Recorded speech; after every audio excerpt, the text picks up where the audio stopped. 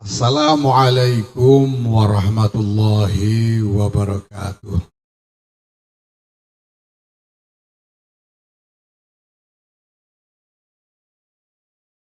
Alhamdulillah wa syukurillah wassalatu wassalamu ala rasulillah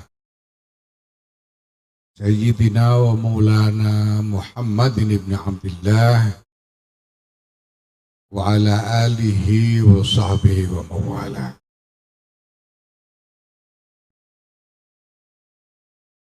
Amma ba'd, ulama'an al-ajilla wa zu'ama'an al-aizza, yang mulia masyayikh pondok buntut pesantren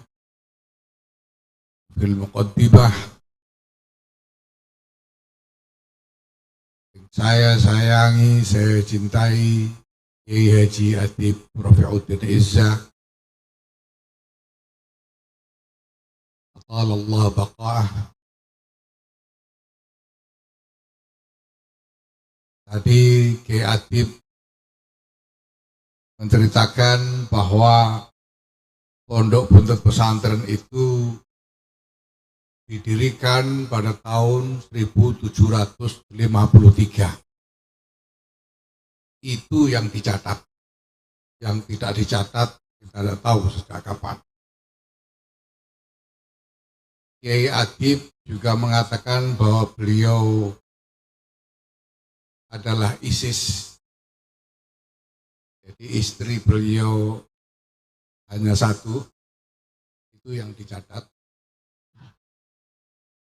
Nah,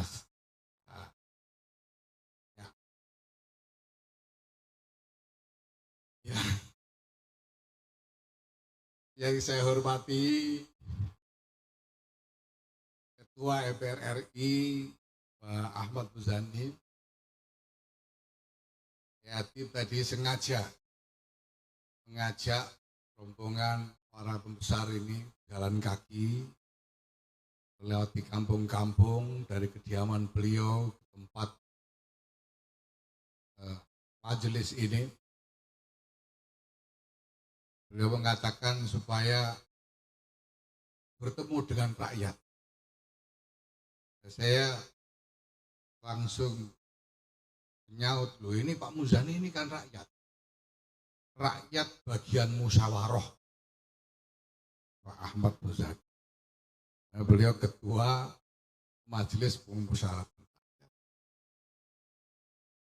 Yang saya hormati Pak Kapolri, Pak Jenderal Polisi Listio Sigit Prabowo beserta seluruh jajaran Polri yang hadir pada kesempatan malam ini seisi mabes dibawa ke sini semua oleh Pak Kapolri, masih ditambah dari Polda dan Polres. Kalau Kiai Adib tadi mengatakan ingin memberi gelar Kiai kepada Pak Listio Sigit Prabowo, saya kira itu masuk akal.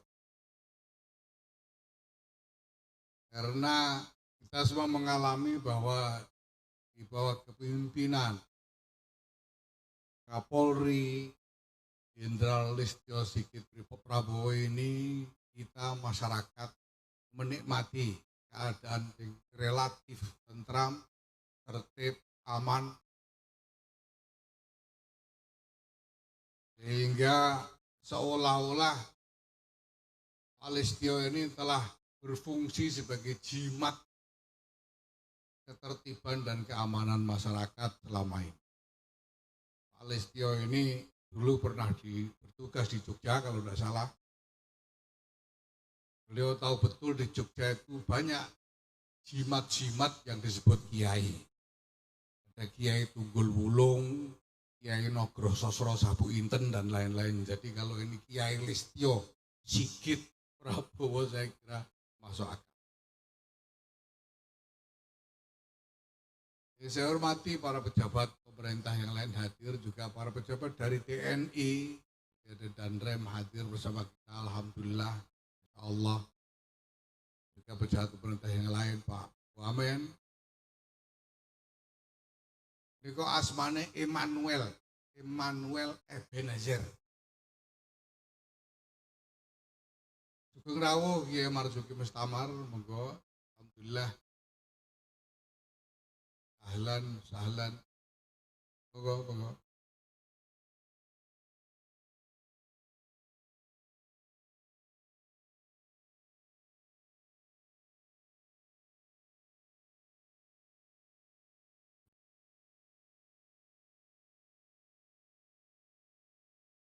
Saya hormati, selamat datang Kiai Marzuki Mustamar yang akan menyampaikan nanti mau'izah pada malam hari ini. Bapak Ibu yang saya hormati, saya kira sangat wajar apabila pondok buntut pesantren ini senantiasa menjadi tempat tujuan dari para tokoh-tokoh dan pemimpin bangsa, pemimpin pemerintahan. Saya tahu sejak sekian lama, berpuluh-puluh tahun memang demikianlah keberadaan dari pondok buntut pesantren ini. Saya katakan wajar karena memang pondok buntut pesantren ini memiliki saham atas keberadaan Negara Kesatuan Republik Indonesia.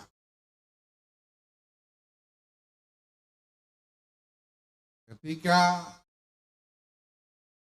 Hadratus Syekh Kiai Muhammad Hasyim Asy'ari bersama pengurus besar Nahdlatul Ulama pada waktu itu menyampaikan resolusi jihad pada tanggal 22 Oktober 1945,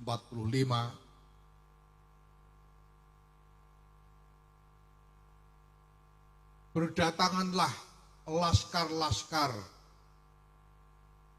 untuk bergabung dengan perlawanan rakyat terhadap sekutu dan nikah di Surabaya pada waktu itu, termasuk laskar dari Jawa Barat yang dipimpin oleh Allahyarham Kiai Abbas pondok buntut pesantren ini. Dan waktu itu riwayat dari Kiai Adib, rombongan laskar Jawa Barat di bawah kepemimpinan Kiai Abbas di tengah perjalanan mampir di Rembang di tempat kakek saya Kiai Bisri Mustafa. Maka kalau tadi Kiai Adib mengatakan ada ikatan batin yang kuat antara pondok buntut pesantren dengan pondok leteh Rembang, saya kira ini memang dijalin sejak sangat lama. Walhasil memang pondok buntut pesantren ini punya saham besar terhadap tegaknya Negara Kesatuan Republik Indonesia. Beberapa waktu yang lalu, Presiden Prabowo Subianto menyatakan bahwa proklamasi kemerdekaan Republik Indonesia diproklamirkan di Jakarta, tapi ujiannya di Surabaya. Ujiannya di Surabaya. Dan kemudian saya katakan yang garap ujian itu adalah kiai-kiai dan santri-santri Nahdlatul Ulama, termasuk kiai-kiai buntut pesantren bersama santri-santrinya.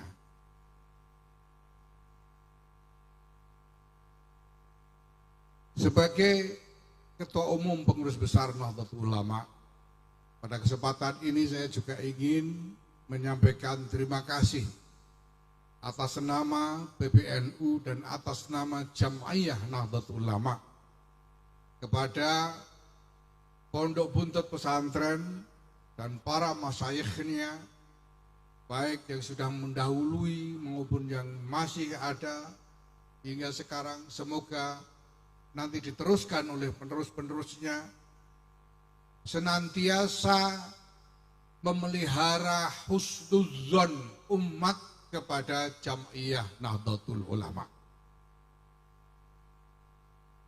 Sehingga Jam'iyah ini sekarang sudah memasuki lebih dari 1 abad, sebetulnya jauh lebih muda dari Pondok Buntut Pesantren ini, karena Pondok Buntut Pesantren sudah hampir masuk abad keempat, hampir 3 abad usianya, Masya Allah.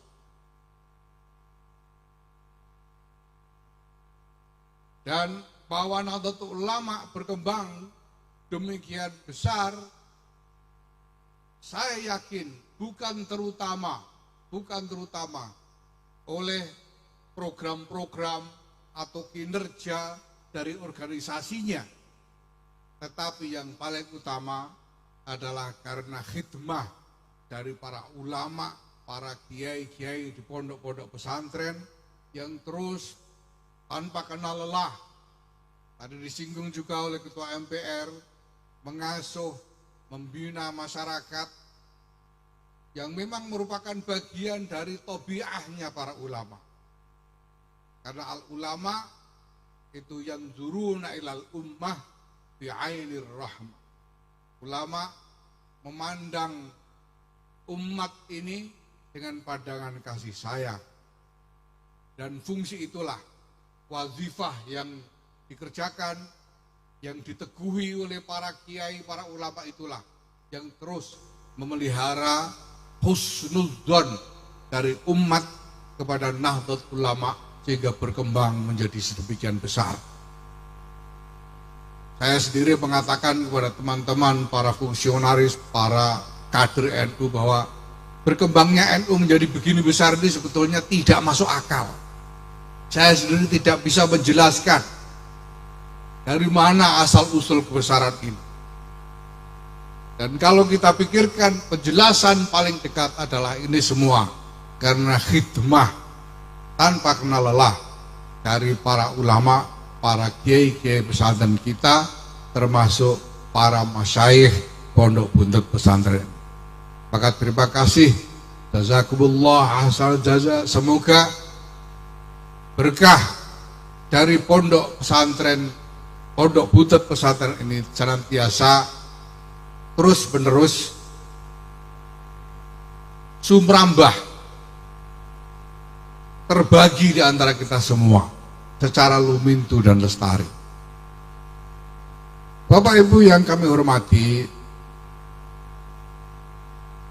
di dalam Nahdlatul Ulama ini memang ada a'dha, ada atba', ada anggota, ada pengikut. Hadratus Syekh Muhammad Hasyim Asy'ari itu dulu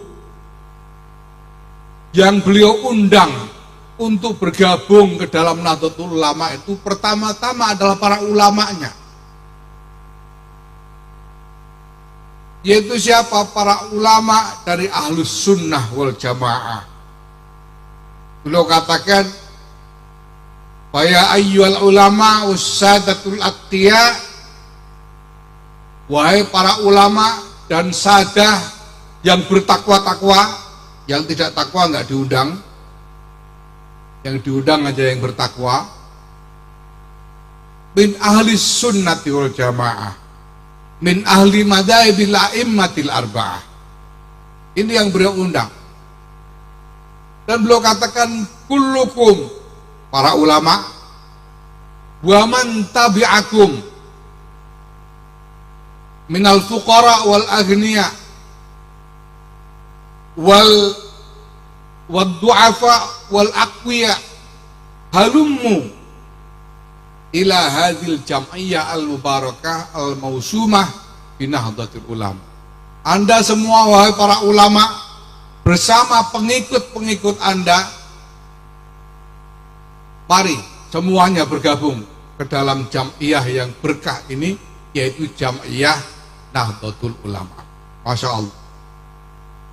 Maka kalau Kiai Adib tadi mengatakan atau mendaulat Pak Emmanuel Ebenezer ini sebagai orang NU juga, ini juga masuk akal. Selama Pak Emmanuel Ebenezer ini menjadi pengikutnya Kiai Adib Rafiuddin, maka ikut diundang masuk ke dalam Nahdlatul Ulama. Syaratnya sederhana, jadi pengikutnya Kiai Adib itu aja. Kenapa syarat itu masuk? Karena Kiai Adib ini masuk ke dalam golongan pengikut dari madhabnya para muassis Nahdlatul Ulama. Karena untuk bisa bergabung, kalau bukan ulama, jadilah pengikut dari para ulama. Bapak Ibu yang saya hormati, hadirin wal hadirat yang dimuliakan oleh Allah Subhanahu wa taala, di samping mengikuti madhab para ulama, madhab dari para muassis Nahdlatul Ulama, Hadratus Syekh juga meminta, dan ini relevan sekali dengan apa yang tadi dipesankan oleh Kiai Adib Rafiuddin, meminta kepada siapa saja yang bergabung ke dalam Nahdlatul Ulama ini untuk bergabung dengan cara yang beliau syaratkan. Kata Hadratus Syekh, udkhuluha bil mahabbah wal widad wal ulfah wal ittihad wal ittisal bil arwahi wal ajsad. Masuklah kalian semua ke dalam Nahdlatul Ulama ini dengan mahabbah dan widad. Mahabbah, kasih sayang dan cinta. Masuklah dengan saling kasih sayang dan saling cinta. Wal ulfah wal ittihad, dengan rukun dan bersatu. Wal ittisal bil arwah wal ajsad, dan saling sambung, bukan hanya dengan jasad saja, tapi juga saling sambung di antara roh-roh kita semua. Ini pesan dari Hadratus Syekh Kiai Muhammad Hasyim Asy'ari. Maka kalau tadi Kiai Adib memesankan untuk mengabaikan orang-orang yang tidak soleh tadi,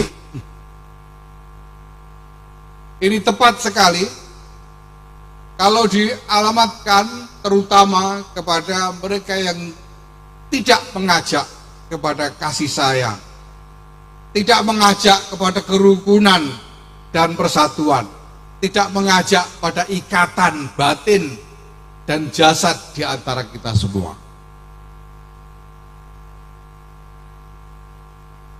Kita mendengar bahwa belakangan ini selama sudah beberapa waktu terjadi kontroversi mengenai berbagai hal.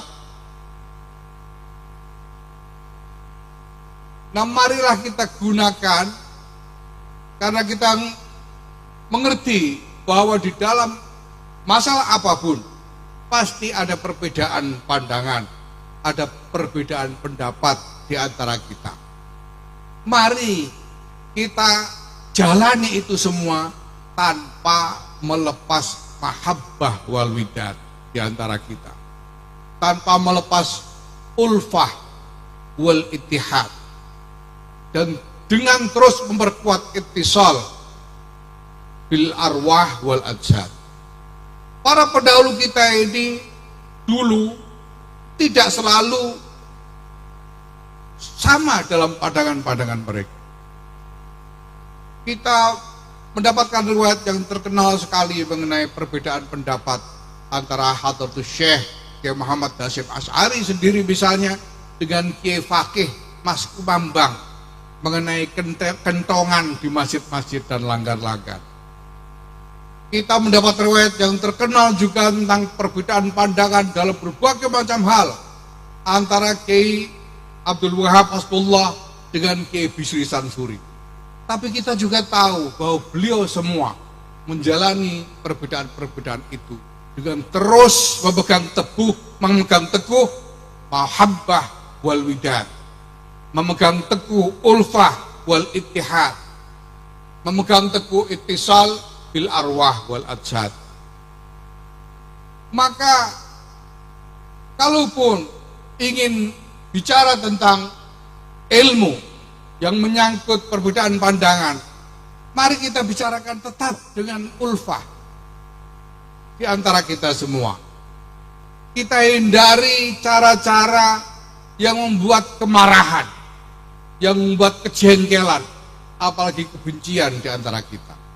Apalagi seperti yang dicontohkan Kiai Adib ini dengan mengolok-olok pihak yang lain. Yang ini sebetulnya qat'i, dan sudah difirmankan oleh Allah Subhanahu wa taala.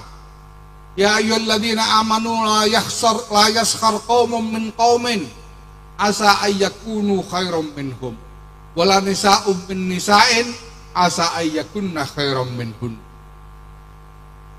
Maka saya bisa katakan barang siapa melakukan pecah belah, melakukan ujaran-ujaran yang memecah belah di antara kita semua, mencorongkan saling marah, saling jengkel di antara sesama, saya pastikan mereka bukan pengikut dari para ulama Nahdlatul Ulama.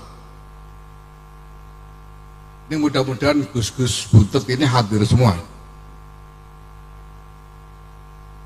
Perbedaan pendapat tidak masalah, satu yang wajar ya, tapi semua harus tetap kita lakukan dengan menjaga persatuan dan kesatuan, apalagi persatuan dan kesatuan untuk negara kesatuan Republik Indonesia. Karena di antara mazhab para muassis adalah menjaga bahwa dalam keadaan apapun, di tengah gejolak apapun, di hadapan kesulitan yang bagaimanapun, negara kesatuan Republik Indonesia harus terus tegak berdiri. Ini adalah amanah dan wasiat dari para muassis kepada kita semua warga Nahdlatul Ulama. Bapak Ibu sekalian yang saya hormati, saya sangat bersyukur bahwa pada malam ini saya sudah pernah juga sebetulnya dulu, dan sekarang kembali saya dapat kesempatan untuk ikut tabarruk di dalam majelis yang mubarak ini.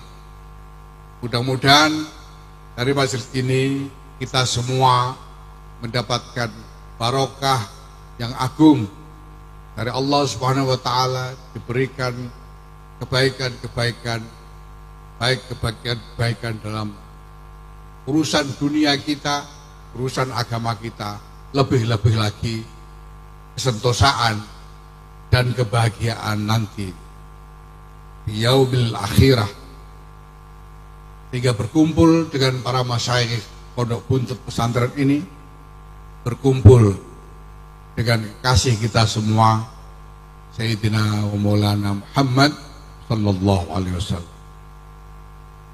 Bapak Ibu, para hadirin, para masyayikh yang saya hormati, saya kira demikian yang bisa saya sampaikan.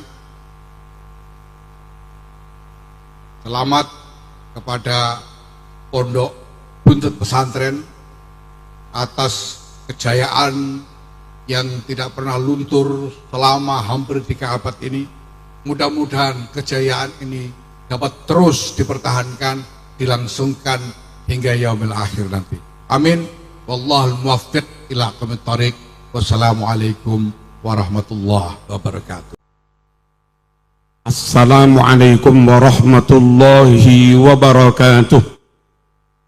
Kami ulangi, Assalamualaikum warahmatullahi wabarakatuh. Bismillahirrahmanirrahim. Alhamdulillah wasyukru lillah wan ni'matu wal fadlu minallah. La haula wa la quwwata illa billah.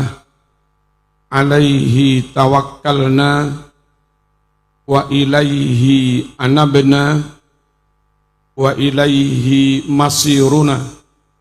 Allahumma salli wa sallim wa barik wa karrim wa syarrif wa majid wa tahannan ala sayyidina wa maulana Muhammad wa ala alihi wa ashabihi ajma'in, amma ba'd.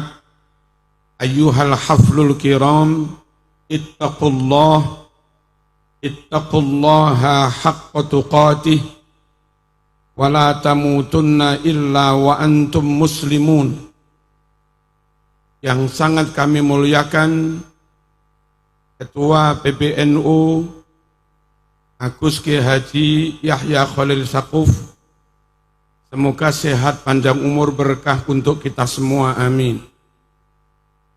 Yang kami muliakan pejabat negara Bapak Kiai Muzani, juga Bapak Kapolri, Bapak Listio Sigit dan seluruh rombongan. Semoga Indonesia aman, sejahtera, dan semakin berkah. Amin, Allahumma amin.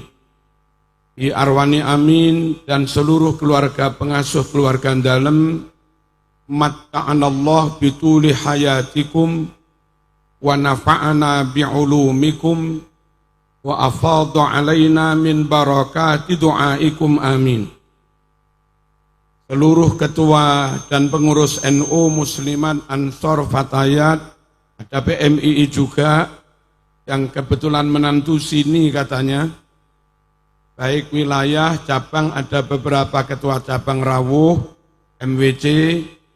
Semoga Allah memudahkan perjuangan kita, hasil maqasidana, maqasida ulama'ina, maqasida jam'iyyat di Nahdlatul Ulama, yakni himayatul aqidah, himayatul din, himayatul watan, dan irsyadul ibad ila ma fihi ridallah wa mahabbatuh.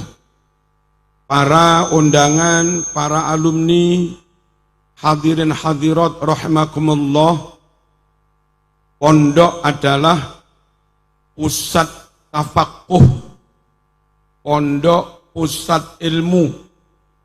Kalau sekiranya anak kita kepingin mendapat ilmu yang benar sesuai dengan yang dituntunkan Rasulullah SAW, maka pilihannya adalah mondok di pondok salaf yang secara umum dalam naungan Nahdlatul Ulama.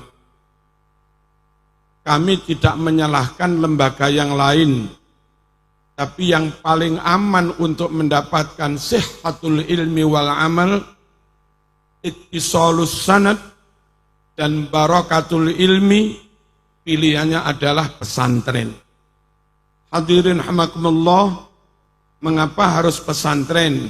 Satu, upayakan meskipun kita hidup di zaman modern 1447 Hijriah, sebegitu jauh masa memisahkan kita dengan masa Rasulullah SAW.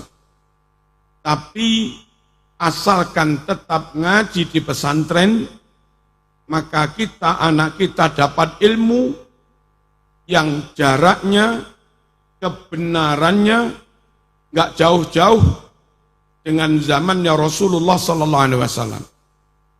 Di pesantren yang sudah marhalah mutaqaddimah, anak-anak kita diajak ngaji muhadzab, yang itu lil mawardi, umurnya sudah 1100 tahunan lebih. Anak-anak kita dibacakan kitab Muwatta' lil Imam Malik yang umurnya sudah 1200 tahun lebih. Anak-anak kita dijak ngaji berbagai kitab Al-Um misalnya. Imam Syafi'i wafat 204 Hijriah. Sekarang hijrahnya 1447 tahun yang lalu. Kalau umur kitab Muwatta' dihitung, umur kitab Al-Um dihitung sejak wafatnya Imam Syafi'i, umur kitab Al-Um sudah sekitar 1240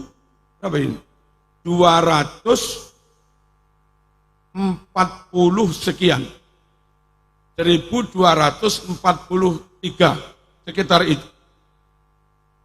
Luar biasa, lewat jasanya pesantren, wasilah pesantren, anak-anak yang hidup di zaman 1400 tahun masih dapat ilmu, yang ilmu itu ditulis oleh Imam Malik, Imam Malik berguru pada Imam Nafi', Imam Nafi' berguru kepada Abdullah bin Umar, dia berguru kepada Rasulullah sallallahu alaihi wasallam. Ngaji di pondok, hidup di zaman modern, tapi dapat ilmu yang salaf, benar-benar salaf, karena ditulis oleh tabi'in, yakni Malik. Dia punya guru tabi'in, yakni Nafi'. Dia punya guru sahabi, yakni Ibnu Umar. Ibnu Umar berguru kepada Rasulullah sallallahu alaihi wasallam. Dan memastikan kita, seluruh anak kita, ilmunya bersambung sampai Rasulullah, bersanad sampai Rasulullah, amat sangat penting untuk memastikan apa yang kita amalkan, apa yang diamalkan anak kita, memang ilmu yang terwarisi, sambung nyata sampai Rasulullah, sehingga yang diamalkan memang ajaran Rasul, bukan ajaran karang-karangan. Yang diamalkan memang sunnah Rasul, bukan karangan-karangan. Dan memastikan semua umat Islam termasuk kita mengamalkan yang diamalkan sunnah Rasul, itu penting supaya makbulah. Imam Muslim meriwayatkan, man amila amalan laisa alaihi amruna fahuwa raddun. Siapa yang melakukan amal tidak sesuai dengan apa yang kami perintahkan, tidak didasarkan pada apa yang kami tuntunkan, nggak sambung alias munqati'us sanad, fahuwa raddun, maka amal orang itu ditolak. Mondoklah untuk memastikan anak kita, santri kita, kita sendiri dapat ilmu, yang ilmu itu ilmu salaf, ditulis ketika zamannya belum jauh dari zamannya Rasulullah sallallahu alaihi wasallam. Hadirin rahimakumullah, pondok untuk memastikan ilmunya bersanad tidak hanya cukup ngaji kitab lawas. Andai sekarang beberapa kitab itu mengalami editing, mengalami tashih sesuai dengan versi pengedit, sesuai dengan versi yang mesan. Panjenengan kalau baca Sahih Bukhari, tashihnya Albani beda sangat dengan Sahih Bukhari, tashihnya Ibnu Hajar Al-Asqalani. Nah, kalau ada sekian banyak Sahih Bukhari Muslim, tafsir, bergaya modern, berwarna putih, enggak kitab kuning, maka di pondok-pondok sama-sama di Umul Qura ngaji Bukhari, di Lirboyo, di Ploso, di Langitan, di sini ngaji Bukhari, tapi beda. Di sini Bukhari yang lawas, di sini Bukhari yang kitab kuning, yang merujuk kepada makhtutot lawas tanpa ada edit-edit.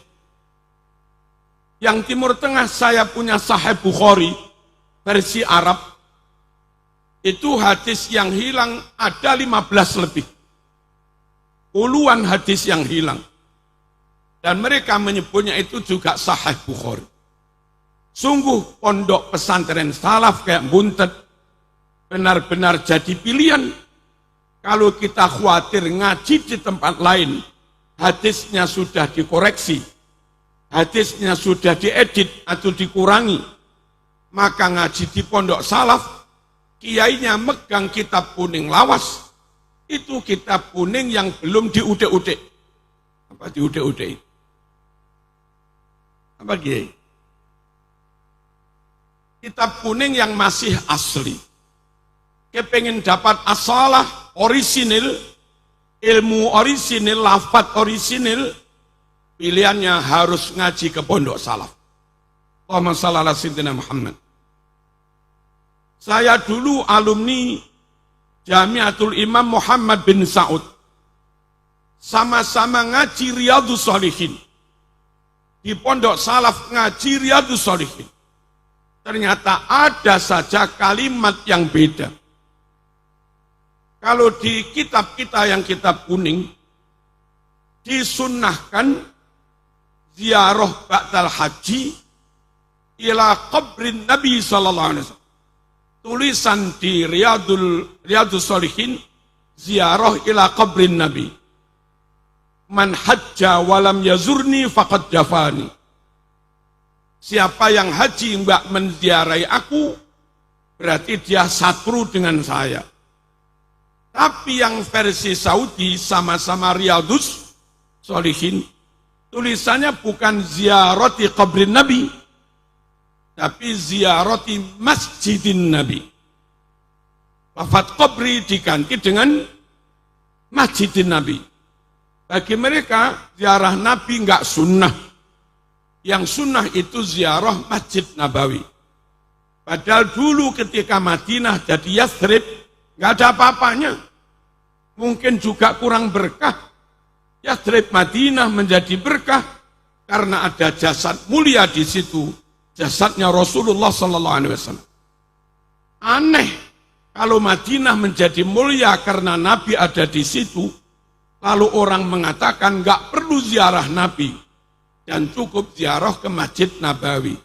Sekali lagi, pastikan anak kita ngajinya di pondok salaf. Ngaji kitab yang sama dibacakan oleh kiai di pondok salaf lebih orisinil, lebih asli. Benar-benar amila amalan alaihi amruna, bukan amila amalan laisa alaihi amruna. Itu di pondok pesantren. Allahumma shalli ala sayyidina Muhammad. Dan akibatnya sama-sama ngaji, itu kadang karena kitabnya cetakan beda, yang ngajar juga beda, kadang pahamnya juga beda, ideologinya beda, menghasilkan ilmu amal perilaku yang beda. Kita ngaji Bukhari, teman-teman salafi alumni Jami'ah Madinah juga ngaji Bukhari, tapi mereka Fatihah tanpa bismillah. Kita yang ngaji Bukhari, Fatihah pakai bismillah. Sama-sama dalil. Mana yang lebih orisinil? Kita. Karena mereka kurang fair, kurang terbuka terhadap Sahih Bukhari nomor 5046. Su'ila Anas an qiraati Rasulillah. Anas ditanya, bagaimana sih Rasul membaca Fatihah? Anas menjawab, kanat qiraatuhu maddan. Bacaan Rasul itu per ayat panjang-panjang. Summa qara'a, lalu Rasul membaca bismillah. Itu Bukhari itu. Pakai bismillah. Ngajinya sama, kitabnya sama. Yang ngaji di pondok salaf, enggak ada satupun ilmu yang hilang.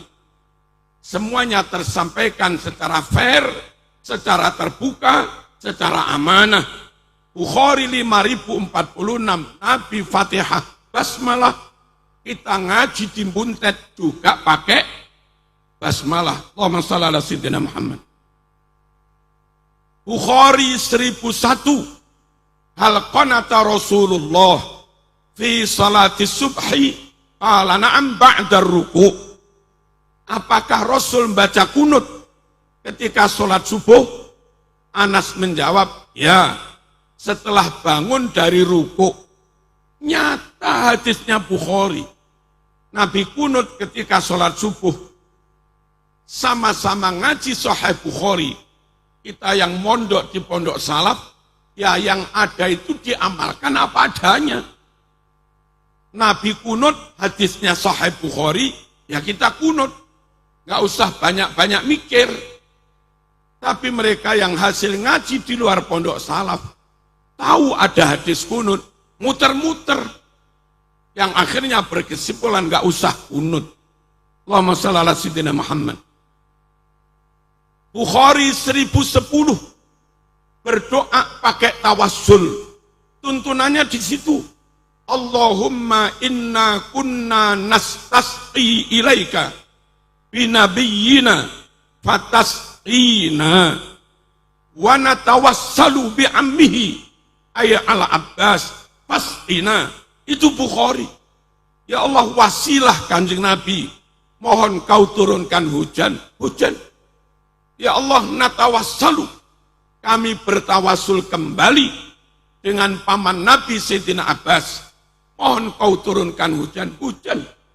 Kita ziarah ke makam Ki Abbas, ke makam Ki Said Bendongan.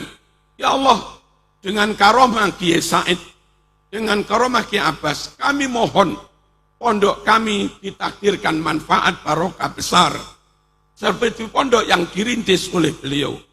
Minta kepada Allah nyebut keramatnya seorang wali. Itu namanya tawasul. Mereka yang ngaku ngaji Sahih Bukhari tapi tidak lewat pondok salaf, mereka anti tawasul.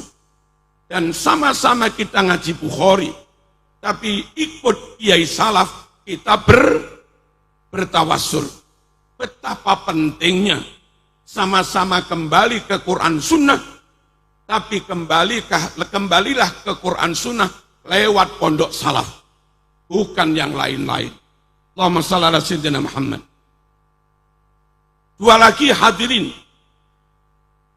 Fathul Bari, Syarah Sahih Bukhari, juz kalih nomor 324, Sahih Muslim, juz 1 410. Inna raf'as sauti bidzikri hina yansarifun nasu minal maktubah kana ala ahdi Nabi sallallahu alaihi wasallam. Sungguh berzikir dengan suara dikeraskan ba'da salat maktubah, namanya wiridan, tradisi itu sudah ada karena sejak zaman Rasulullah. Berarti berwirid sunnah. Rasul melakukan, sahabat melakukan. Hadisnya Bukhari Muslim. Kurang apa? Barokah kita ngajinya Bukhari ke pondok salaf. Imam Bukhari meriwayatkan wirid dibaca keras. Kiai kita menfatwakan wirid dibaca keras. Kita pun mentradisikan wirid dibaca keras. Itu loh fadilahnya ikut pondok salaf. Sama-sama punya semangat kembali kepada Quran Sunnah. Sementara mereka yang enggak pondok salaf, enggak mau wirid, membid'ahkan wirid dibaca keras. Padahal hadisnya sama. Beda guru. Ada pertanyaan, yang benar ikut Quran Sunnah apa ikut kiai? Yang benar ikut Quran Sunnah apa ikut kiai?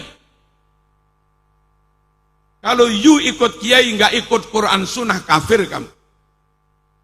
Kalau kamu ikut Quran Sunnah tanpa lewat kiai, jadi Wahabi. Yang benar yang mana?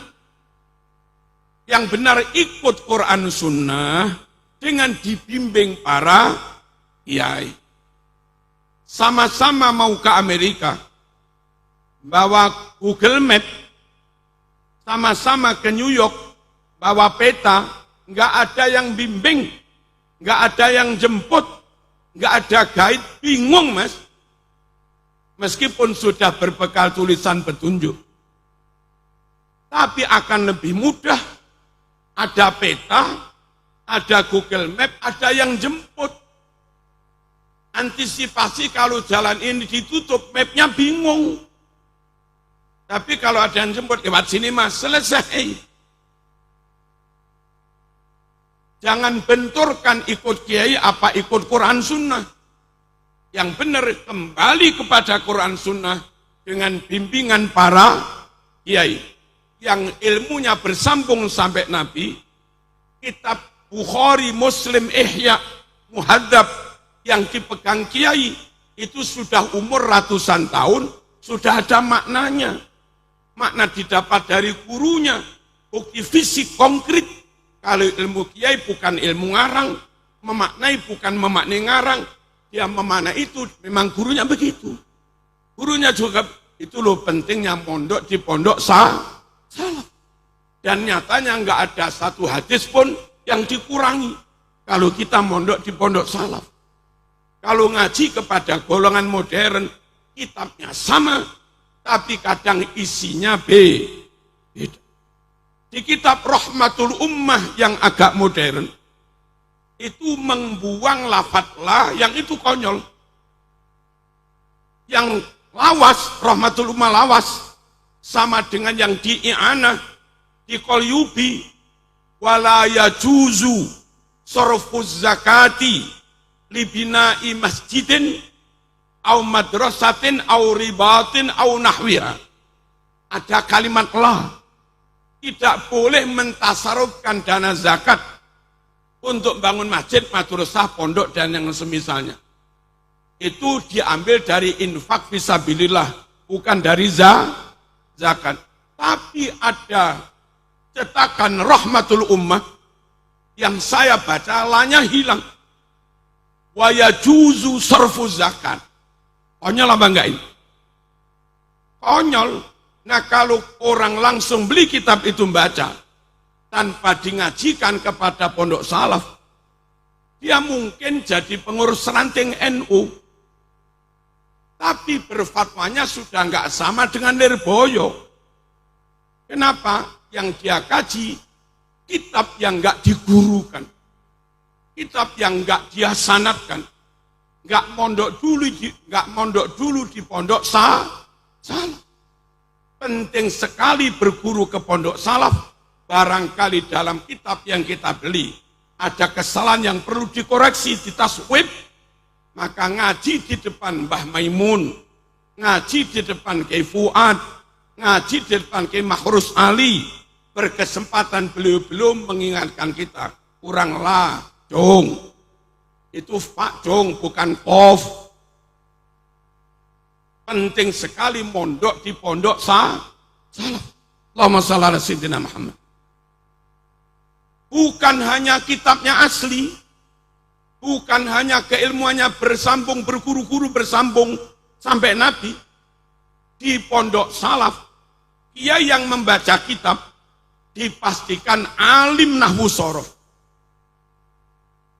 Beda banget baca Bukhari lewat terjemah, baca Quran lewat terjemah, dengan baca Bukhari Muslim, baca tafsir, tapi asli dan langsung dari kitabnya, dan qori'nya menguasai nahwu sorof. Contoh, faman syahida minkumus syahra falyasum. Lihat di terjemah Kemenak, sampai sekarang belum diralat. Itu terjemahnya syahida, diambil yang masdarnya syuhudan, bukan syahida yang masdarnya syahadatan. Kalau syahida masdarnya syahadatan, maknanya nekseni, dia mutaati punya maf'ul. Kalau kita ambil makna syahadatan nekseni, paman utawi sapa wonge iku syahida nekseni sapa man mingkum saking sira kabeh. Nekseni asyahra ing bulan. Syahra nasab menjadi maf'ul dari syahida yang mutaaddi, maknanya nekseni. Tapi penterjemah depat memaknainya pakai masdar yang syuhudan. Maknanya hadir, tidak musafir. Hadir fil bait. Siapa di antara kamu di bulan Ramadan hadir, maka wajib berpuasa. Kalau musafir tidak wajib. Nah, ini gara-gara nggak ngerti nahwu, orang nggak tahu salahnya. Salahnya di mana? Kalau di mana hadir syahidah, berarti dia lazim. Hadir gitu dok, lazim. Nggak punya maf'ul. Kalau lazim nggak punya maf'ul, asyahra nasab jadi apa? Dibuang yang nggak mungkin wong Quran. Pastikan asyahra nasab itu jadi maf'ul. Lalu kalau jadi maf'ul syahidah harus muta'addi. Jangan lazim. Kalau syahidah muta'addi, maknanya nekseni, syahadatan. Jangan dimaknai hadir, syuhudan. Nah, sama-sama ngaji Quran, ngaji tafsir, kiai pondok yang detail nahwu sorobnya beda dengan syukur ngaji aja. Harus ke pondok salaf supaya anak kita dapat ilmu dari qori kitab yang memang mendalami nahwu sorob. Allahumma shalli ala sayyidina Muhammad. Contoh lagi, innallaha la yughayyiru ma biqaumin hatta yughayyiru gimana? Hatta yughayyiru ma bi anfusihim. Terjemah yang umum, sehingga mereka merubahnya dengan diri mereka sendiri. Halo. Kalau diterjemah merubahnya, Kiai, maka lafadznya bukan yughayyiru ma bi anfusihim. Harusnya lafadznya hatta yughayyiruhu bi anfusihim. Baru itu terjemahnya, sehingga mereka merubahnya oleh mereka sendiri. Tapi masalahnya ayat bukan yughayyiruhu. Ayat ini berbunyi yughayyiru ma bi anfusihim. Langkah membuat perubahan dalam Quran, versi Quran, mereka nggak bisa merubah perilaku zahir sebelum mereka merubah sesuatu yang ada dalam jiwa mereka. Mental dirubah dulu. Kalau ingin ukhuwah, kedengkian, dendam hilangkan dulu. Kalau ingin bersatu, kesalahpahaman belum clear, kita bayun dulu. Dalam beres, merubah zahir itu gampang. Mereka nggak bisa merubah zahir sebelum mereka merubah sesuatu yang ada di dalam hatinya. Kalau orang pondok begitu, bangunlah jiwanya, baru bangunlah badannya.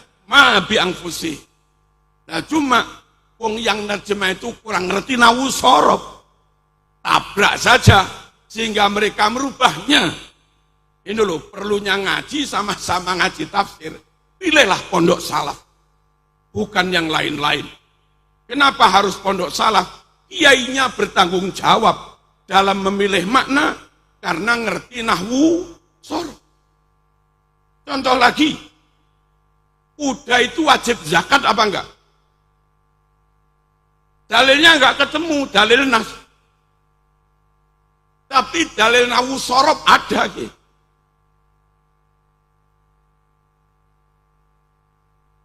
Unta wajib zakat, ada hadisnya, Bukhari. Kambing wajib zakat, ada hadisnya, Bukhari. Himar keledai enggak wajib zakat, ada hadisnya, Bukhari. Kuda ini enggak ada. Kuda yang enggak ada keterangan wajib zakat di Quran maupun hadis, itu ikut hukumnya unta, sapi, kambing wajib zakat. Atau ikut hukumnya keledai, himar, berarti enggak wajib zakat. Imamun Syafi'i cara mendalil pakai dalalatul iktiron. Kuda khail itu di Quran penyebutannya atof dengan sapi, atof kepada unta, atau atof kepada himar. Kalau disebutkan atof kepada himar, hukumnya sama dengan linier dengan hukumnya himar. Kalau di Quran menyebut kuda atof kepada unta, maka hukum zakatnya setingkat dengan hukumnya unta. Ternyata di Quran penyebutan kuda itu atof dengan himar. Wal khayla, wal bighala, wal hamira, litarkabuha wa zina, wa yakhluqu ma la ta'lamun. Kuda, keledai, himar. Quran menyebut berjajar. Kalau disebut berjajar, wajib-wajib semua, enggak wajib ya enggak wajib semua, wong atof. Atof itu hukumnya mesti sejajar. Lah himar menurut Nabi hadis Bukhari enggak wajib zakat. Maka wal khayla, kuda juga enggak wajib zakat. Ini kalau orang enggak ngerti nahwu sorob, buyar. Halo. Ini panjangkan jenggot ini wajib apa enggak wajib?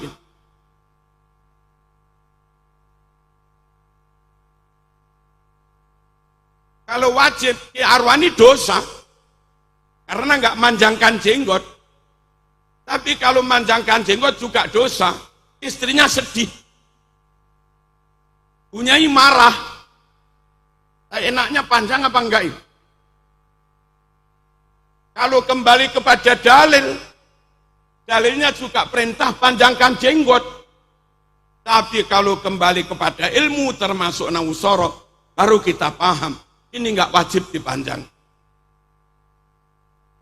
Kenapa? Perintahnya atof, akuliha wa qassus syawarib. Panjangkan jenggot, potong kumis, itu pakai atof. Akuliha wa qassus syawarib. Karena atof, sekiranya ini wajib, ini wajib. Sekiranya ini sunnah, ini sunnah. Di Sahih Muslim, di Ihya disebut, potong kumis itu hanya sunnah, gak sampai wajib. Nabi pun menyebutnya fitrah.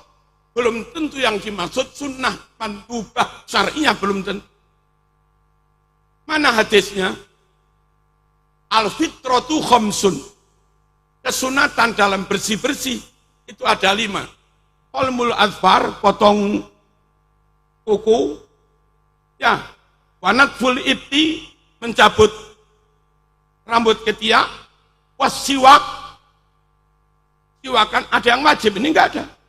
Waqassus syarib, potong kumis, enggak wajib, ini sunnah. Dan yang terakhir wahalqul anah. Enggak usah dimaknai yang terakhir. Allahumma shalli ala sayyidina Muhammad. Sorry. Nabi menyebut ini qassus syawarib, itu minal fitrah, bukan minal wajibat. Sunnah. Kalau menurut Nabi potong kumis sunnah enggak sampai wajib, maka atofnya akuliha juga tidak wajib. Lagi pula kalau melihat kronologi hadis, itu bukan perintah mutlak, tapi perintah muqayyad, perintah dalam rangka. Dalam Bukhari Nabi menyebutnya khaliful Yahud. Ada riwayat khaliful musyrikin. You harus tampil beda dengan orang Yahudi. You harus tampil beda dengan orang musyrik. Saat itu orang Yahudi panjangkan kumis, potong jenggot. Supaya Muslim beda, panjang jenggot, potong kumis. Lah sekarang panjang kumis, potong jenggot sudah tidak lagi menjadi ciri khas Yahudi. Salman Rushdie berjenggot, Albert Einstein berjenggot, George Soros ahli moneter dunia juga berjenggot, dan para rabi berjenggot. Nah kalau kita sekarang berjenggot, itu semangat beda dengan Yahudi apa malah sama? Paham ya? Padahal perintahnya suruh beda. Khaliful musyrikin, khaliful Yahud. Ini loh pentingnya harus mondok di pondok salaf. Dan sekiranya enggak keburu nikah, mondok yang lama meskipun sudah taman aliyah, masih ada ngaji kitab-kitab. Pulang mateng gitu loh. Nah kadang kita ini masih taman aliyah sudah disuruh pulang nikah. Ya ilmunya ya gitu-gitu aja wong hanya dikit. Allahumma shalli ala sayyidina Muhammad.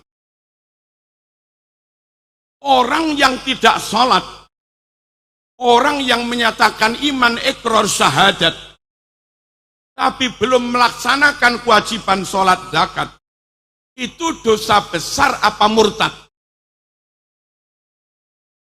Dosa besar apa kafir? Orang nggak sholat 5 waktu.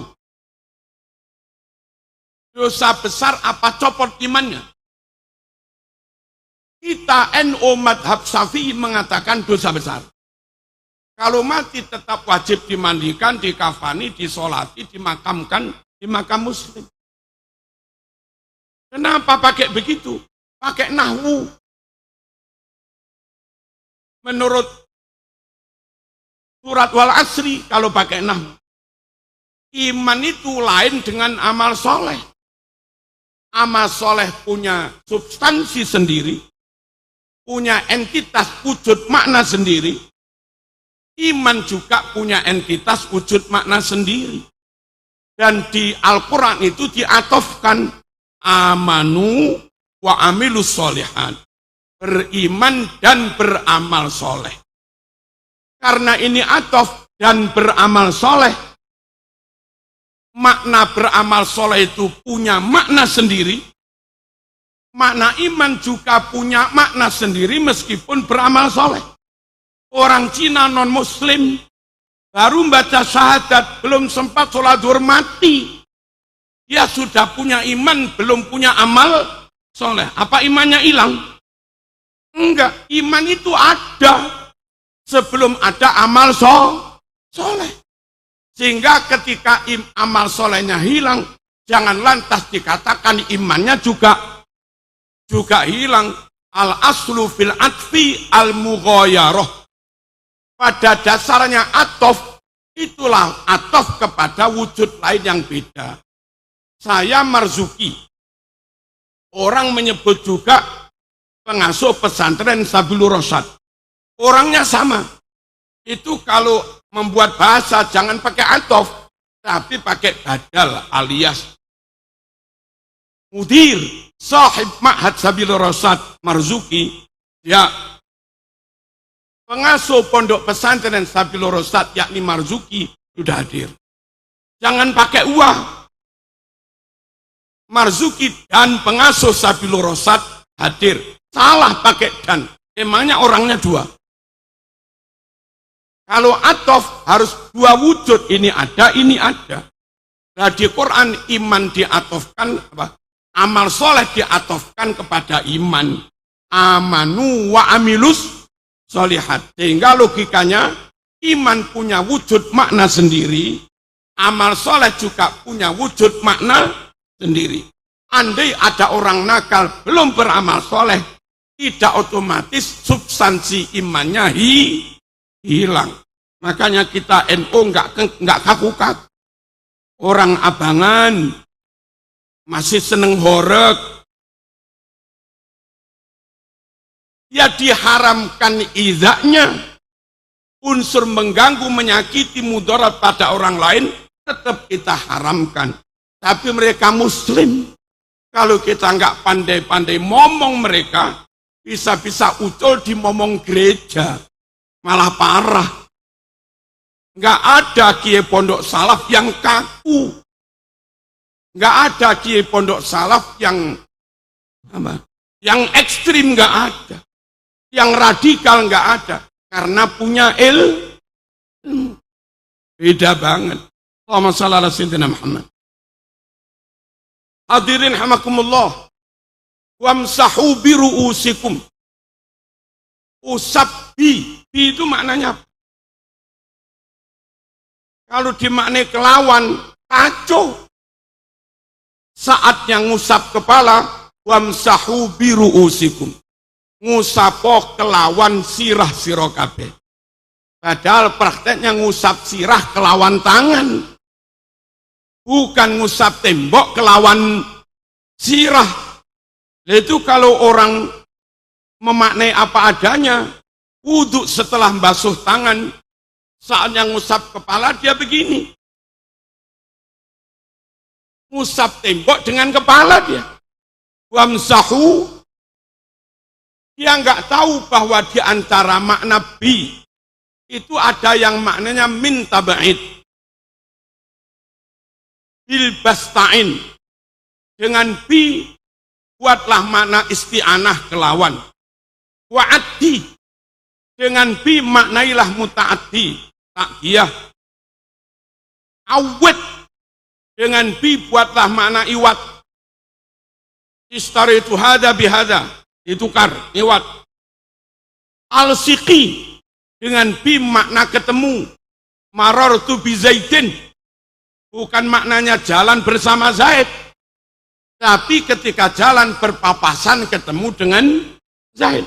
Al-siqi wa mithlama. Ada bi maknanya ma'a. Fasabbih bihamdi rabbika.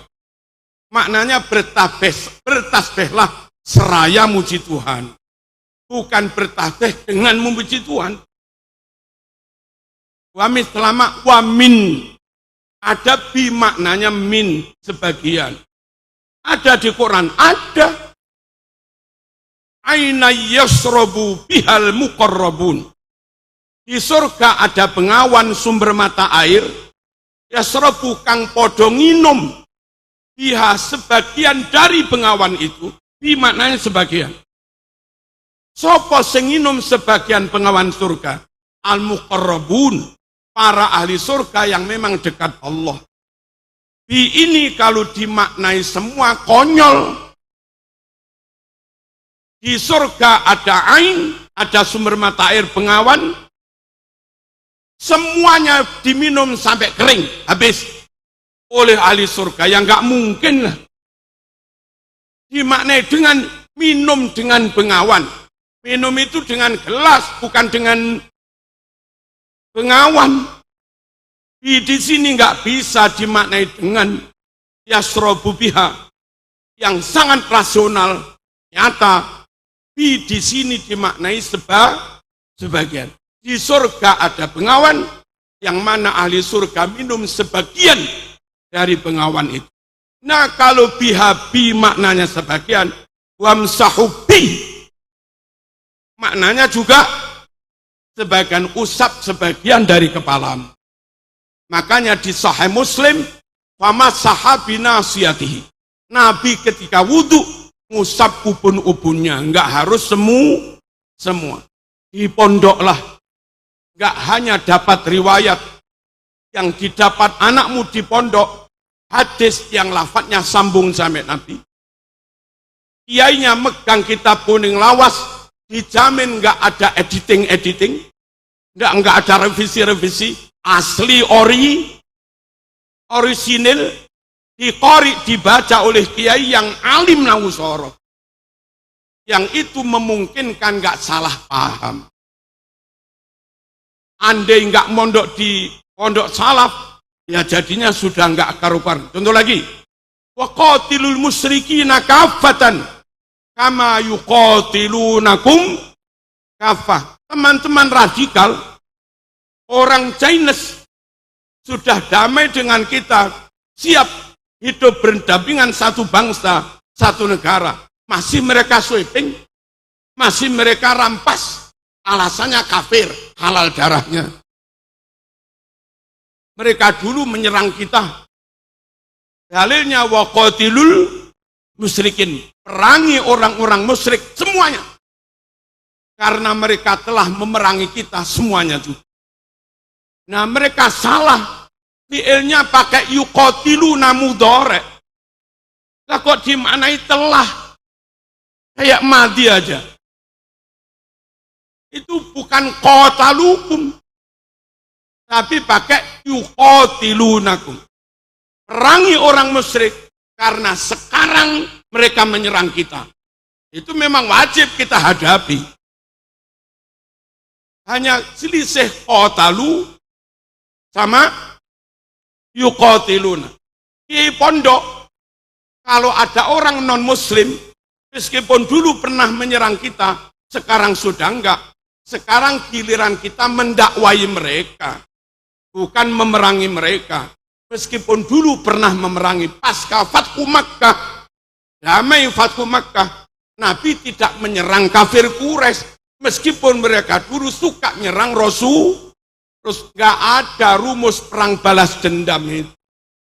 Tapi gara-gara mereka radikal, gak ngerti mati, gak ngerti mudhari'. Mereka perang itu alasannya dulu menyerang kita. Makanya wajib pondok di pondok salaf. Biar gak gampang salah paham. Allahumma shalli ala sayyidina Muhammad. Hadirin, begitu kalau ke pondok salaf, ngerti begitu efisien Quran dalam menggunakan bahasa. Walladzina jahadu fina lanahdiyannahum subulana. Allah berjanji kepada mereka yang jahadu akan memberi jalan petunjuk yang benar. Lanahdiyannahum subulana. Allah pakai fi'il madhi, enggak pakai masdar. Apa? Supaya dengan madhi jahadu itu bisa mengcover 3 masdar sekaligus. Jahada yujahidu, kalau masdarnya mujahadatan, itu bersungguh-sungguh optimal usaha ikhtiar batin. Tahajud, tirakat, doa, sholawat 1000 kali, berlapar-lapar, poso putih, itu namanya jahadu yang masdarnya mujahadatan. Tapi masdar jahadu juga jihadan. Jahada yujahidu mujahadatan wa jihadan. Jahada yang masdarnya jihadan, usaha maksimal secara fisik, namanya jihad, berjuang, berperang. Jahadu yang masdarnya pakai isim masdar, ijtihadan. Ijtihad itu mengoptimalkan potensi pikir. Mikir tenanan, belajar tenanan, ngaji tenanan, menyimpulkan tenanan, analisa sungguh-sungguh. Itu ijtihad, mujtahid. Nah, orang yang 3-3-nya dilakukan semua, jahadu mujahadatan, ya. Jahadu jihadan, ya. Jahadu jihadan juga, ya. Kepada mereka lah Allah berjanji lanah yannahum subulana. Poso top, tahajud top, tapi nggak gelem apalan alfiyah, nggak gelem mutolaah, nggak gelem murojaah, ijtihadnya kurang. Ya sulitlah lanah yannahum subulana. Top hafalannya, catat kesana kemari, beli kitab 5 lemari, tapi nggak pernah tahajud. Nggak pernah tirakat, nggak pernah doa, nggak ada mujahadah. Ya sulit lah mas. Lanah diannahum subulana. Ininya top, rohaninya top, tapi fisiknya lemah. Nggak mampu melakukan jihadan. Ngaji 1 jam ngantuk, nutrisi kurang. Ya kan? Diundang ke Cirebon nggak berangkat, ngeluh. Secara fisik nggak mampu jihad, dan yang nggak terjadi yang namanya lanah diannahum subulana. Quran luar biasa. Kapan dipakai madhi, kapan dipakai masdarnya, kapan dipakai mudoreknya. Dan orang pondok ngerti begini. Sampean kalau nggak pernah di pondok, nggak dapat ilmu kayak begini-begini. Allahumma shalli ala sayyidina Muhammad. Dua lagi contoh, biar warak sampean. Biar yakin kepada pondok. Kenapa saya kemana-mana mengkampanyekan pondok? Karena pondok lagi didiskreditkan. Bahkan ada keluarga kiai yang mungkin jenengan sudah ini berspeak up, teriak di medsos ini, pondok nggak perlu. Sungguh pendidikan pondok nggak relevan dengan kebutuhan negara. Ada nggak? Ada nggak? Belum lagi kadang yang melakukan pencabulan bukan kiai. Kadang hanya ada bimbel di Kalbar, bimbel. Bukan kiai, bukan pondok.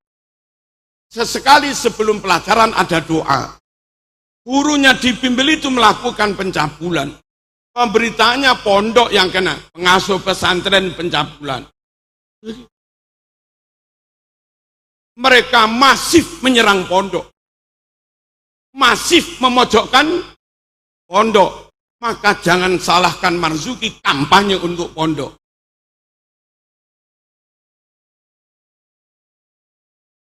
Dan memang nyatanya begitu. Kalaupun ada yang nyimpang, Punten nggak pernah nyimpang, Gedongan nggak pernah nyimpang, Pendakerem nggak pernah nyimpang. Halo, halo. Sarang nggak pernah nyimpang, Langitan, Ploso, Lirboyo nggak pernah nyimpang. Cuma namanya orang bikin narasi, menframing, ya sengaja untuk menjatuhkan pihak yang di framing. Maka harus kita bangkit untuk menyelamatkan ilmu yang diwariskan ulama dari Rasulullah sallallahu alaihi wasallam.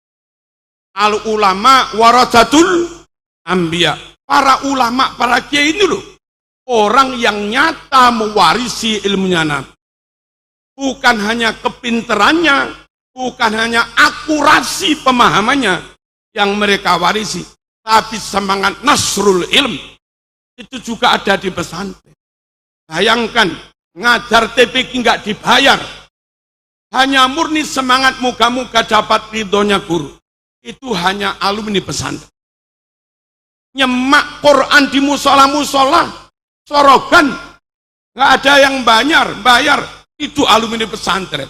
Nggak ada alumni ITB terus nyemak Quran di musola, itu nggak. Lalu ngajar madrasah diniyah, gajinya 150.000, yang sanggup hanya alumni pesantren. Semangat nasru, semangat menyebarkan ilmu tanpa pamrih, luar biasa. Luar biasa. Kalau pesantren diserang terus, akhirnya masyarakat menjauhi pesantren. Yang ada hanya alumni kampus, nggak ada alumni pesantren. Apa para sarjana, master lisan, sanggup TPQ tanpa dibayar? Madin tanpa dibayar, nggak ada.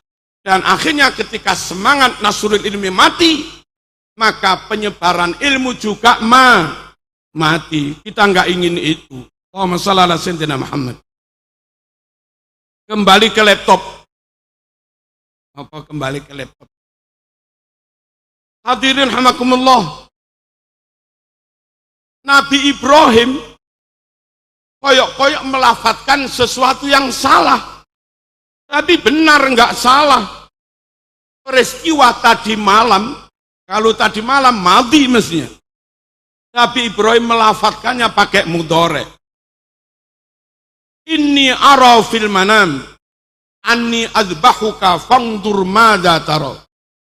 Nah, Ismail, tadi malam saya mimpi diperintah menyembelih kamu. Gimana nak pendapatmu? Kalau ngimpi tadi malam diceritakan pagi, harusnya mudhari apa madhi? Peristiwa mimpi tadi malam diceritakan paginya, harusnya kalau masa lampau madhi apa mudhari? Madhi kan? Ibrahim pakai mudhari, inni aro. Kalau madhi, inni ra'aitu. Apa enggak salah? Enggak. Kenapa? Karena yang dimaksud Ibrahim itu ngipinya enggak sekali. Peristiwa masa lampau tapi berkali-kali. Istimrar wa dawam. Itu disebut pakai fi'il mudhari. Inni aro, bukan ra'aitu. Sallu. Innallaha wa malaikatahu yusholluna 'alan nabi. Ya ayyuhalladzina amanu shollu 'alaihi wa sallimu. Malaikat bersolawat itu dari dulu. Harusnya Qur'annya pakai madhi, sallau. Tapi Qur'annya pakai mudhari, yusollun. Emang baru sekarang bersolawat kok mudhari? Wong dari dulu harusnya sallau. Quran pakai yusollun. Apa itu? Madhi pakai mudhari. Karena mereka sholawat dawam, terus-terusan berkali-kali. Yusholluna ala nabi, menerjemahnya sholawat. Malaikat senantiasa sholawat, nggak sekali toh. Allahumma shalli ala sayyidina Muhammad. Hadirin rahimakumullah, dan contoh lain masih banyak. Pokoknya yang benar-benar mewarisi ilmu itu para ulama. Al-ulama warathatul anbiya. Lalu harus mondok. Bukan hanya karena kiainya mendalami nahwu shorof yang memungkinkan menghindari kesalahan dalam memaknai. Lebih dari itu, nyata berkah. Nyata barokah. Alumni pondok-pondok Parang atau manalah, Lasem, Lirboyo, Ploso, Benda Kerep, alumni pondok sini, dulu sebelum ada formal, Mereka tamat sini nggak bawa ijazah formal. Daftar DPR nggak bisa. Daftar PNS nggak bisa. Bisa Kiai. Dulu. Kan nggak bisa. Tapi apa alumni pondok pengangguran? Apa alumni pondok kerepotan makan? Enggak juga. Bahkan alumni kami itu banyak yang kuliah umum, ternyata yang membuat dia sukses ilmu dari pondoknya itu. Kuliah di Brawijaya, lalu sekarang punya yayasan madrasah. Brawijayanya nggak kepake. Kami pas ke baratnya Lampung itu, Bengkulu. Itu ketemu anak pondok, alumni pondok kami, namanya Bokeng. Nyebutnya Mas Bokeng. Itu di pondok khidmah aja, masak. Bantu masak, namanya Bokeng. Pas saya ke sana sudah punya pesantren. Jadi kiai. Di Lampung Timur, Pasir Sakti. Ada anak pondok kami dulu biasanya gali pondasi pondok. Jarang ngaji. Saya ke sana dengan temannya sudah punya pesantren, 1000 santrinya. Lah kayak begitu loh. Pondok itu barokah. Ya memang gudikan tapi barokah. Dan nyata, Allahumma shalli ala sayyidina Muhammad.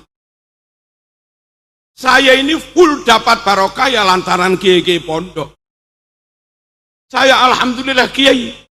Dulu dipaksa Ki Mas Duki Mahfud menghafal Quran semalam 1 juz. Dan itu bisa. Kami setoran alfiyah semalam 50, itu bisa. Kami suruh apal Hizib Nawawi sekali baca Ki. Hizib Nasor sekali baca, suruh hafal. Gak masuk akal, tapi bisa. Dan sampai sekarang saya tetap mengamalkan Nasor Nawawi Khofi Bahar. Hizib Gertak Macan, itu dari Makrus Ali. Dulu mengijazahnya Ki Makrus hanya membaca sekali tok. Gak boleh diulang, gak boleh direkam, gak boleh ditulis. Alhamdulillah karena dapat barokah. Sekali beliau membaca, kami ngacung, coba saya kiai, pas bener. Akhirnya diberikan ke saya. Pokoknya harus mondok, ada barokah. Apa mana dipek mantu, Masya Allah. Tambah top barokah ini. Perkara ada sisi kelemahan-kelemahan, monggo kita pikir bareng-bareng bersama perintah juga boleh pemerintah. Bagaimana karena SPP-nya murah, kalau makan 3 kali berstandar gizi, apalagi berstandar MBG, Kiai Arwani bangkrut. Ya Kiai, ditarik SPP mahal, kasihan umat, nggak mampu. Maka ayo DPR mikir, berapa Kiai? Idealnya sekali makan 10.000. Kalau 3 kali makan 30.000. Berarti uang makan minimal 900.000. Anak-anak bayarnya berapa Kiai? 300. Nah, pemerintah nomboi yang 600 gitu loh. Jangan malah ngeritik. Opo gudikan tapi nggak nyumbang. Kalau ngeritik kok saya juga bisa. Terus jangan dihilangkan pesantren. Kalau pesantren hilang, you nggak bisa bikin pendidikan yang semurah dan semutu pesantren. Sekarang ada sekolah rakyat apa. Itu teman-teman ngitung untuk sekian mungkin 1000 santri lah. Itu anggarannya 1 bulan sekian miliar. Banyak sekali. Yang itu andai untuk pondok salaf, dana segitu cukup setahun. Ya Kiai? Iya. Monggo dibikin sekolah rakyat. Tapi kalau sekolah rakyat per anak, per tahun, dapat sekian ratus juta. Kok pesantren itu disubsidi per anak 5 juta gitu ya. Masya Allah. Allahumma shalli ala sayyidina Muhammad. Ayo semuanya bertanggung jawab jaga pesantren, melestarikan pesantren. Negara ini merdeka oleh kiai dan para santri. Pahlawan perjuangan tentara rakyat atau apa dulu belum ada. Yang ada Hizbullah, yang ada Sabilillah, dan yang lain-lain. Mereka tentara santri bersama kiai. Gak ada perang, ya mereka ngaji. Sesekali latihan. Mereka yang berjuang melawan penjajah Belanda, mengusir Belanda sampai Indonesia merdeka. Tapi nasib ya nasib pesantren. Begitu besar jasanya untuk negeri ini. Sekarang alumni pesantren yang salah murni, boro-boro daftar dosen. Daftar mudin itu loh nggak bisa.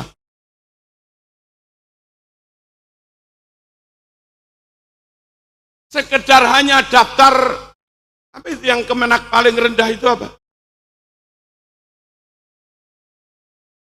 Enggak, yang ikut memberi penjelasan.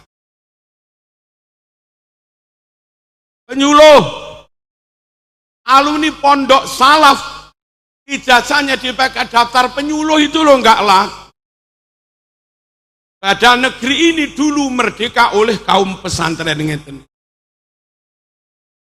Andai masih ada yang pejabat Jakarta tadi, saya tuh pengen matur, pondok enggak minta banyak-banyak. Akui keberadaannya. Pondok sah, ijazahnya sah, gurunya juga sah. Perkara alumni pondok yang Taman Alfiah Maknun belum ngerti tentang teknologi, terima dulu karena dia psikisnya baik, fisiknya juga baik, ininya pinter, ngapal Alfiah, terima dulu, baru ada pelatihan tentang per-HP-an, teknologi, setengah tahun kan bisa juga.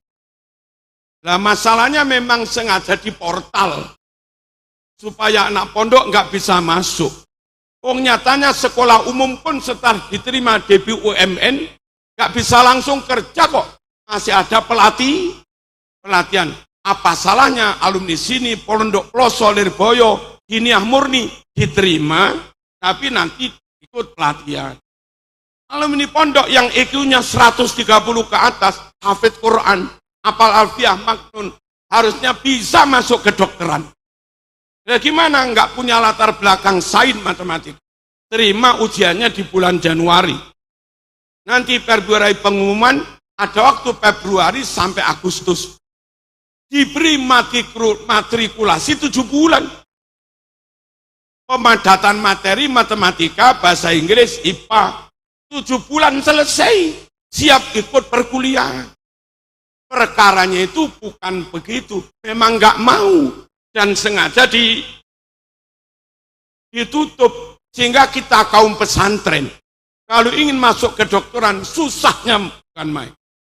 Satu sisi anak kiai harus ngaji, di sisi lain karena pengen kedokteran harus hafalan ini bahasa Inggris, matematika, bebannya tambah kasihan. Andai ada peraturan dari negara pesantren boleh daftar kedokteran, tenang aja kita ngaji. Kitab kuning, Alfiah, segala macamnya. Nanti tes ya tes, setelah keterima, ikut matrikulasi pemadatan materi 7 bulan selesai. Dan di luar negeri begitu. Allahumma shalli ala sayyidina Muhammad. Alumni Pondok Indonesia keterima di Al-Azhar, kedokteran boleh. Tapi ikut matrikulasi. Ayolah Indonesia. Bapak-bapak tadi semoga mendengar. Ya, tolong pesantren jangan diserang, jangan dipojokkan. Malah yang kurang mestinya dibantu. Jasanya sudah besar. Dan pesantren itu nggak pernah ikut penataran Pancasila P4. Negara nggak usah keluar dana biaya banyak untuk penataran P4. Untuk nasionalisme, otomatis kalau alumni salaf mesti NKRI, harga mati, tidak bisa tidak sudah. Kenapa yang begini-begini enggak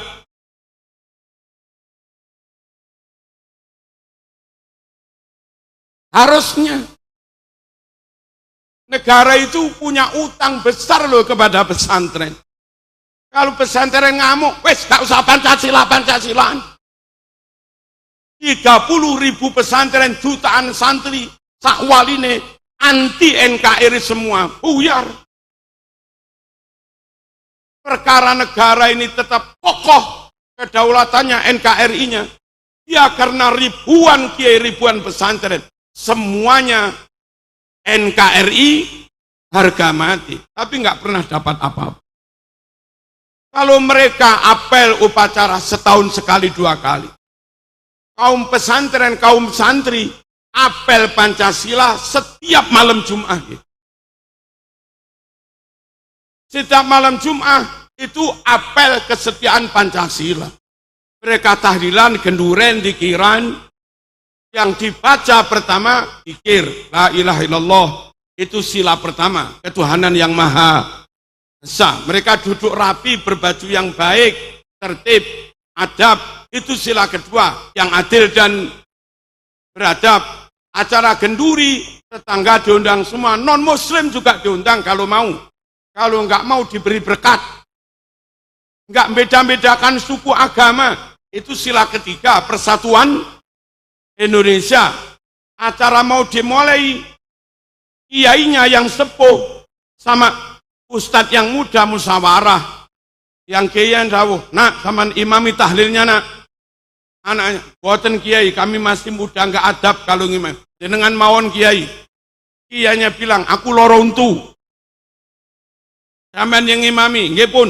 Tapi nanti Mbah Yai memimpin doa, ya salaman. Pakai musyawarah. Tidak otoriter, tidak sakar PDW. Itu kebijaksanaan permusyawaratan perwakilan sila keempat.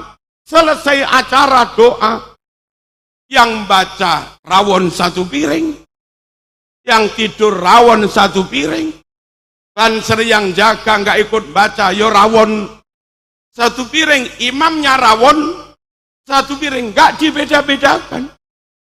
Nanti pulang dibawain berkat satu-satu, nggak pernah ditanya, yuk tadi baca apa enggak? Kalau nggak baca nggak dapat, nggak ditanya, mau baca mau enggak ya dapat semua. Itu loh keadilan sosial bagi seluruh jamaah kenduren. Kurang apa kaum pesantren setianya pada NKRI? Setiap malam Jumat apel Pancasila. Tapi nasib ya nasib.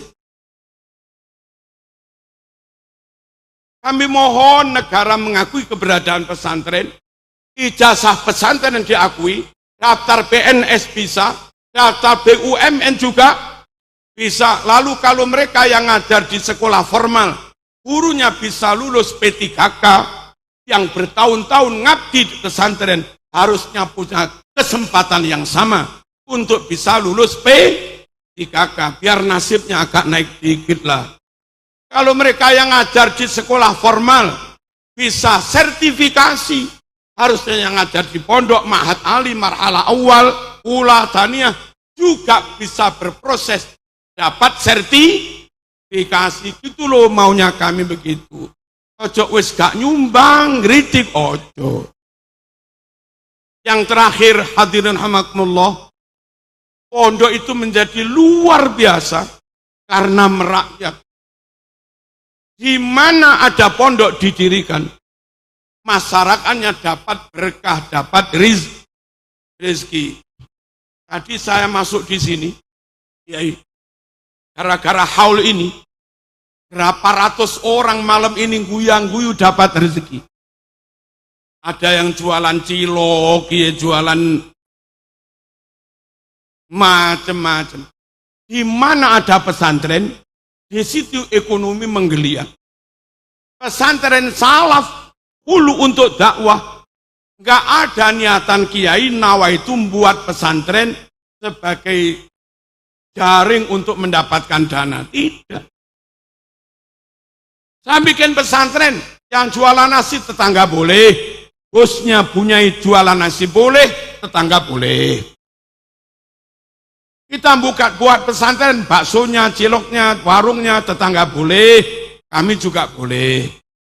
Kita bikin pesantren yang fotokopinya kita boleh, tetangga juga boleh. Ketika haul rame-rame masyarakat buka rumahnya terima tamu 1 orang 100.000 boleh. Santri butuh laundry, tetangga juga boleh buka laundry. Dan tetangga ngaji di pondok biasanya majanan wal gratisu. Pondok itu seperti ini di mana-mana. Allahumma shalli ala sayyidina Muhammad. Terus kurang apa manfaat dan berkahnya pondok? Kok masih diserang-serang? Ayo, dapat ilmu yang benar harus lewat pondok. Pengen dapat ilmu bersanad sampai Nabi harus lewat pondok. Dapat ilmu yang barokah harus lewat pondok. Dan yang gak kalah penting, kiai punya jaringan. Dengan mondok di sini, Bu. Anaknya pinter, hafidhoh, hafal Quran, ranking 1, kepingin dapat menantu. Matur aja pada Ki Arwani.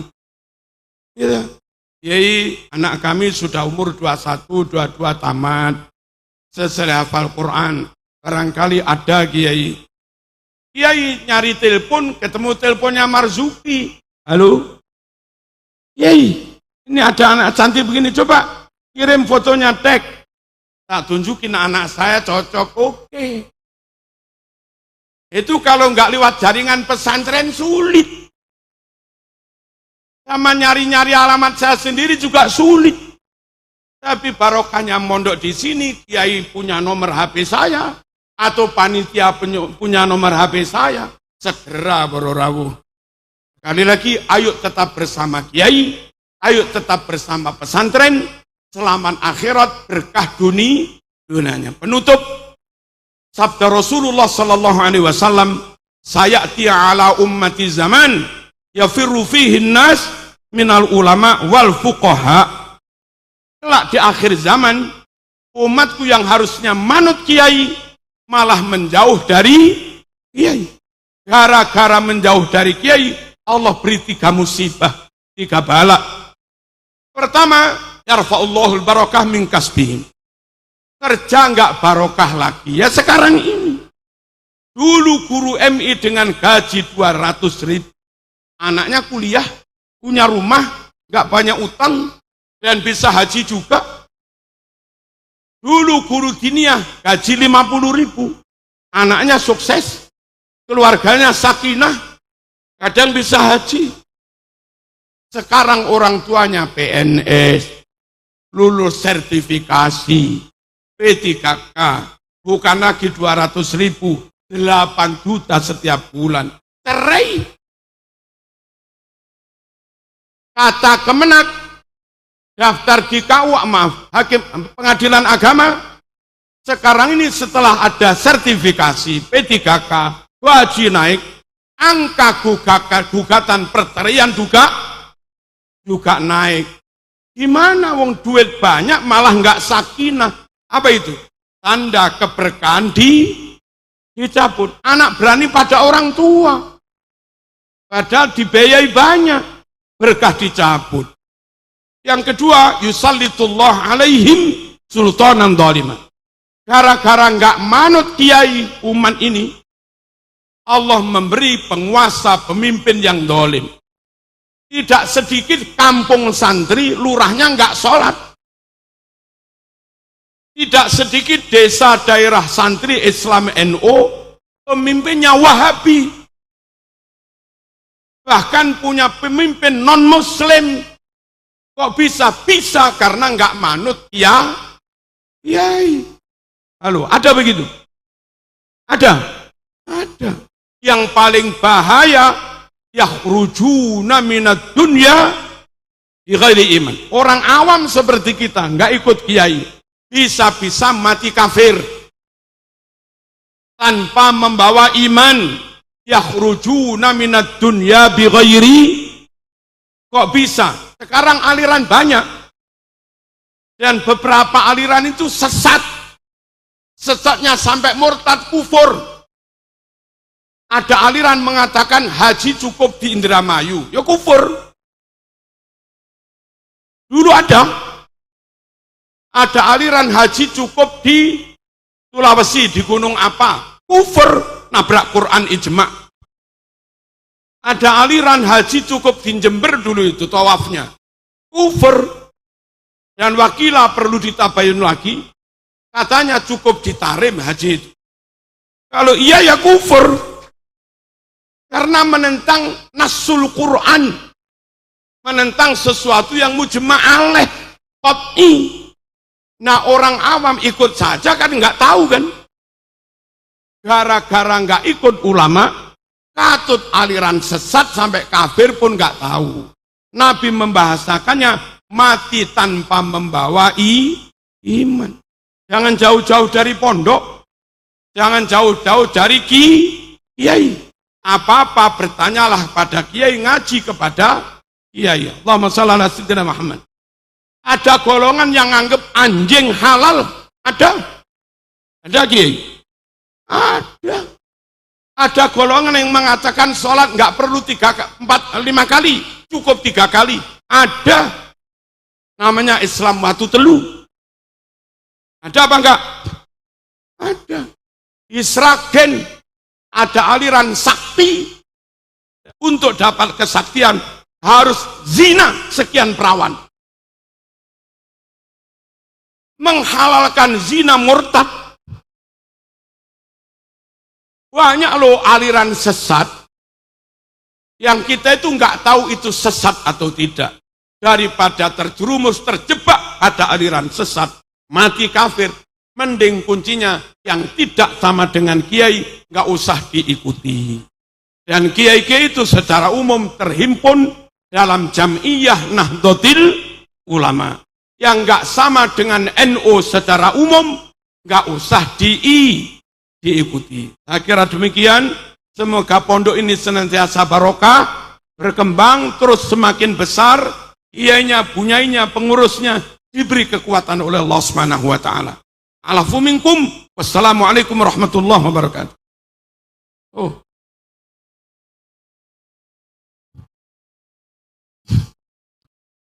Alhamdulillahi rabbil alamin. Allahumma salli wa sallim ala sayyidina Muhammad wa ala ali sayyidina Muhammad.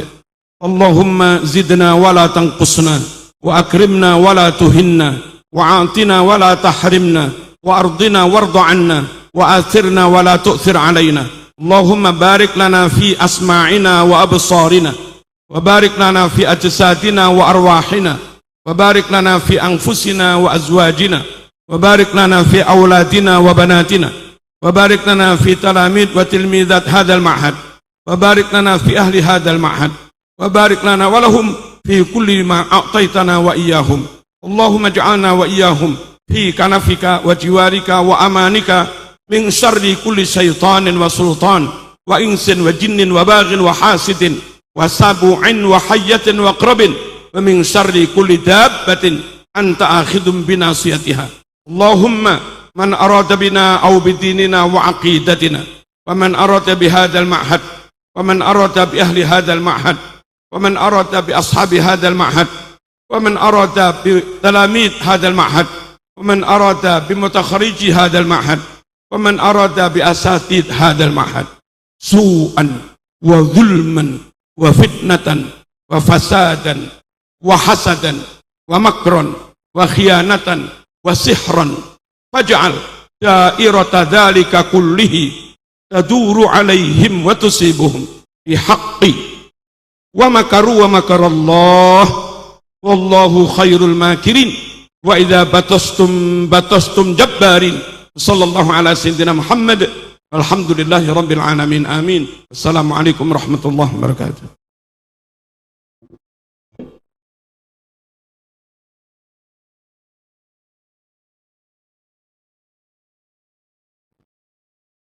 Kepada Al-Mukarram Sahibul Fadilah Kiai Al-Haj Marzuki Mustamar dihaturkan terima kasih